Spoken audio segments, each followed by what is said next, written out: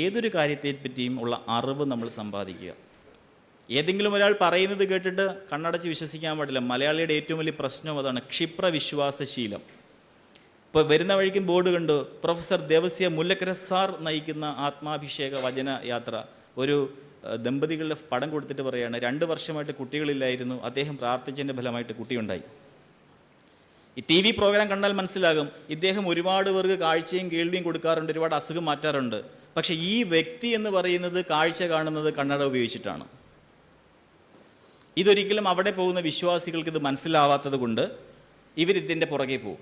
അപ്പോൾ സയൻസിൽ എനിക്ക് പറയാനുള്ളത്, ഈ ഒരു സംരംഭം ഇതുണ്ടാകുമ്പോഴത്തേക്കും ഓരോ ആൾക്കാരുടെ അഭിപ്രായം എന്ന് പറയുന്നത് നമുക്ക് വളരെ പ്രാധാന്യം അർഹിക്കുന്ന ഒന്നാണ്.